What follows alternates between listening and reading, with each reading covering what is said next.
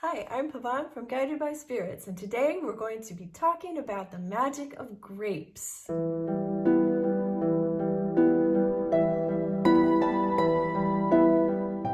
Since Mabon begins next Wednesday, and Mabon is a time for grapes and apples and pumpkins, I thought this would be the perfect time to get into it. I don't have apples or pumpkins in my yard, but I do have grapes.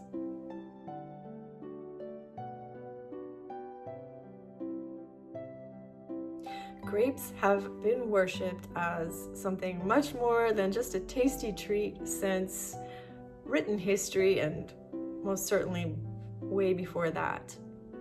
They are associated with the moon and with the god Dionysus and Bacchus.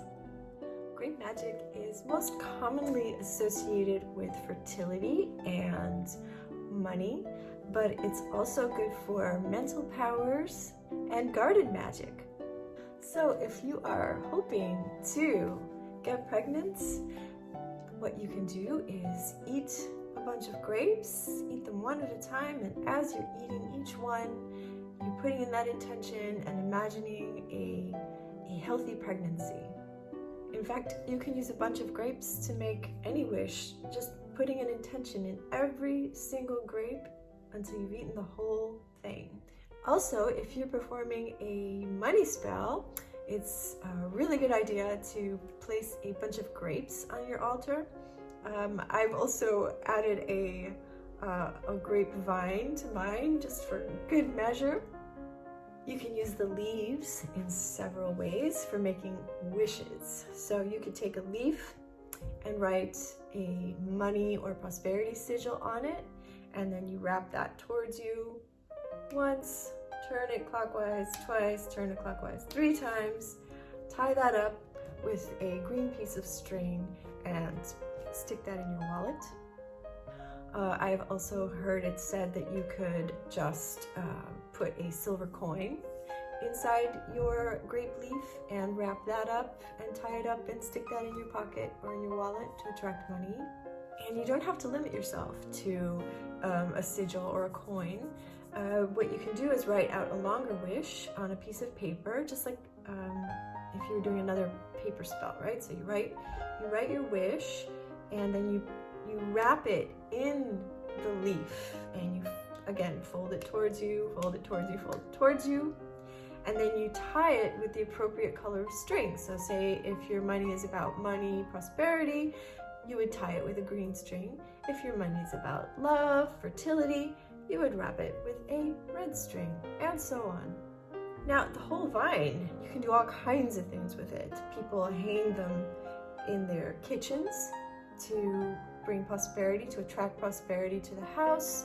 You can even actually grow, some people actually grow grapevines just outside their front door and then have them grow up and wrap around the door to attract prosperity to those living in the home.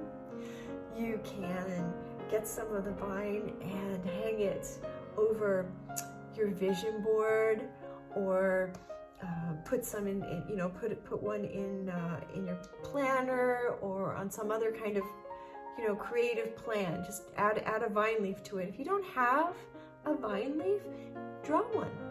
If you can get your hands on a piece of grapevine, grapevine is really great for amplifying any spell, especially having to do with money and fertility, but really any spell.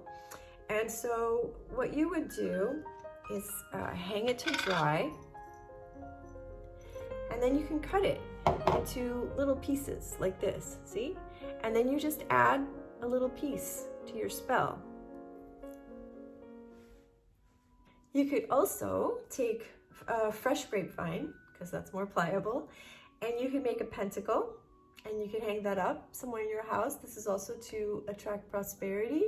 You could also use that pentacle, say, when you're meditating, to help you to connect to spirit, because the chakras that are related to the grape are your third eye and your first chakra. So You know, it's grounding, it's helping you to connect the spirit world to the physical world.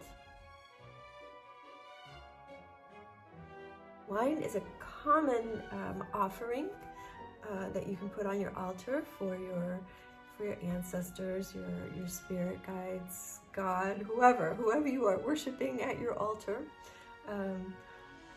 It's also fun if you like to visit the nature spirits, the forest spirits. I'll take a little jar of wine or some other. More often than not, it will be some blackcurrant vodka that I've made myself. But anyway, some kind of liquor. They like alcohol, so you could get that, and you could, if there's a spot where you really strongly feel their presence, you can leave it there or pour it into the ground there. If you're a kitchen witch, you can also use grapes for all kinds of wonderful things, and while you're cooking with them, infuse them with your intentions. You can make grape jelly. You could make peanut butter and grape jelly sandwiches. If you don't have to make it yourself. You can make a grape tart. One super easy little recipe you could do is just to get some puff pastry and some